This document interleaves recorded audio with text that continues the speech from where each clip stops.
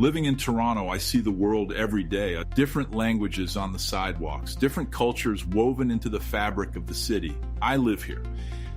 I move through it every day. But seeing it through my own lens isn't the same as experiencing it through someone else's. At some point, I realized I didn't just want to observe Canada as I know it. I wanted to understand what it feels like to live here as someone who just arrived or someone who's been here a few years and is still measuring expectation against reality.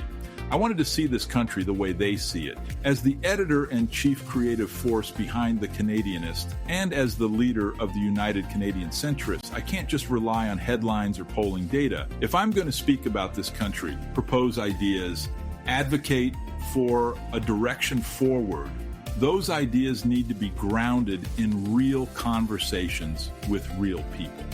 So I found a way to do that. I started driving rideshare.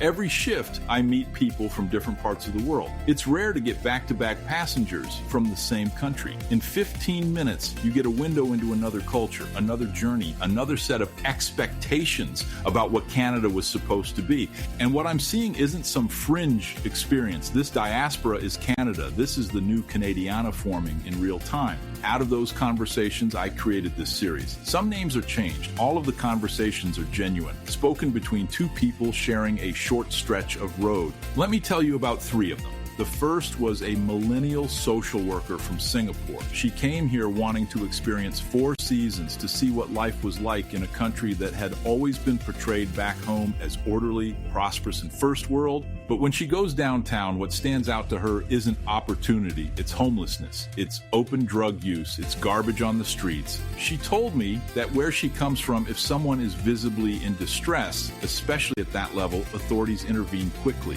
There are consequences, there is enforcement. In Singapore, drugs are severely illegal, possession can mean prison, people are afraid to use them. Here, she sees what she describes as imbalance. She struggles with how comfortable people seem walking past human suffering. She's heard about safe supply programs and understands the intention to reduce harm, to prevent dangerous mixtures, but culturally it's foreign to her. Back home, the message is simple. Drugs are not tolerated. She also talked about disappointment, not in Canada as an idea, but in the day-to-day reality. Garbage downtown, high taxes, international students paying 3 times more than locals. Healthcare delays 3 to 6 months just to get a child evaluated for therapy. She works in special needs and sees the bottlenecks firsthand, and she's thinking about leaving. Not angrily, not dramatically, just thinking. If healthcare access improved, if taxes felt more proportional to value, if the system felt tighter and more responsive, she told me she would reconsider. What struck me most was when she said about people on the streets that every one of them is someone's child. That line stayed with me. The second conversation was with a Gen X operating room nurse, originally from Guyana. She's been in Canada for 25 years. She came in 2001. She had already completed her nursing diploma back home. And when she arrived, she had to write exams again and step down from RN to RPN because Canada required a degree at that time. That meant a significant pay cut. She accepted it. She rebuilt. She worked her way back up. She raised her daughter here, but now she's recalculating. We started talking about OSAP, Ontario's Student Financial Aid Program, because it's hitting families hard right now. And this wasn't some gradual policy evolution. The government announced a change and implemented it immediately. No warning, no transition, no grandfathering. One day, the structure was roughly 80% grant and 20% loan. The next day, it flipped to about 20% grant and 80% loan. That's not minor. That's a complete reversal. Yes, students expect to pay something. That's reasonable. But thousands of people had already committed to programs based on one financial model. They planned their childcare. They reduced work hours. They signed leases. They built their budgets, assuming mostly grants. Then overnight, grants became loans. Technically, the money is still there, but there is a massive difference between a grant you don't repay and a loan that follows you for years, especially for single mothers, especially for students already stretched thin. She sees it with her daughter at Humber Polytechnic in the RN program, midway through. Tuition paid, life plan. Suddenly the burden shifts. My wife is currently in school and saw the same thing with her classmates. When the announcement came down, People panicked. Some were single parents. Some had no financial cushion. Some had structured their entire lives around the expectation of mostly grant support. When that flipped to mostly debt, a few quit halfway through. That's years of effort, years of time, potentially gone. And here's the contradiction. We hear constantly that Ontario needs more healthcare workers. She works in the OR. She sees the shortages. She sees how hard the job is. At the same time, we've made the financial path into nursing more intimidating. And we did it in the middle of people's programs. Her daughter is now considering working as an RPN, earning $35 or $40 an hour, while finishing her RN. That's resilience, that's adaptation, but it feels like survival math. Then we widen the conversation. Cost of living. Groceries are expensive, utilities are expensive, housing is expensive. She has one daughter. She told me, imagine families with more than one kid trying to manage this. Her husband works at a large auto parts manufacturer in Newmarket, and the plant is closing in December. That's not hypothetical. That's happening. He's fortunate. He has the seniority, so they're buying him out. He'll receive a package. But not everyone there is that lucky. Some don't have the years in, some won't have that cushion. Even with the buyout, the closure has forced them to rethink everything, their plans for the future, their financial assumptions, where they want to be long-term. When a stable job suddenly comes with an end date, it changes the conversation at the kitchen table. They may have to make some big decisions. And then she told me something that stopped me. She still owns a home in Guyana, no mortgage.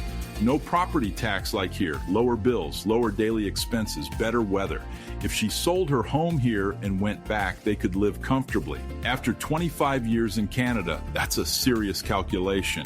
She never planned to go back. Canada was the plan. She built her career here, raised her daughter here, paid her dues here. But when grocery bills keep rising, when policy shifts happen overnight, when you're working in a strained healthcare system, when your husband's job carries uncertainty, you start doing the math. And the math isn't just financial, it's emotional. She told me Canada felt different in 2001, economically stronger, socially tighter, more stable. That was her experience. She chose Canada over England back then. It felt like opportunity. Now she's not angry. She's not dramatic. She's thoughtful. She's tired. She's weighing options she never expected to weigh. That's the part that stays with me. Not outrage, recalculation.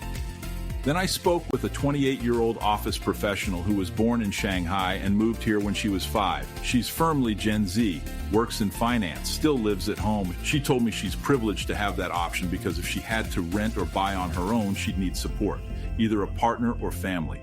And she said that's common among her friends. The idea of owning a home solo feels almost impossible.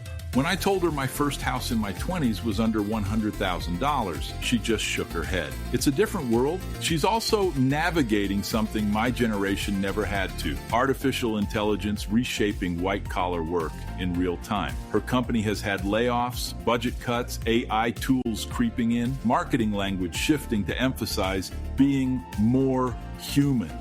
She's cautious about technology, turns off voice assistants, avoids signing up for AI accounts when she can. She worries about privacy, where the data goes, who's listening, and again, no outrage, no extreme rhetoric, just quiet calculation, trying to make sense of where things are headed. 3 conversations, 3 generations, 3 very different life stories, a millennial newcomer questioning why a wealthy country feels so disorderly. A Gen X nurse reconsidering her future after a quarter century of contribution. A Gen Z professional who can't imagine buying a home without support and is already navigating the early waves of AI disruption. Different backgrounds, different expectations, different pressures, but a shared tone.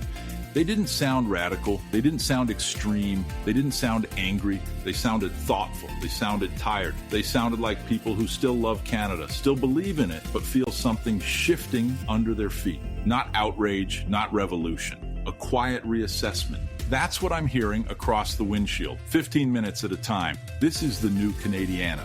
In the next episode, I'll share 3 more conversations, 3 more lives, 3 more perspectives on what it feels like to live in Canada right now. Different stories, same country. I'm Christopher M. Michaud. This is the new Canadiana, a multi-part series within the Canadianist podcast. For more conversations like this and the latest stories from around the country, visit thecanadianist.news. And to learn more about the United Canadian Centrists, what we're building, and our vision for Canada's future, visit uccparty.ca to see how you can get involved. Thanks for listening. We'll see you next time.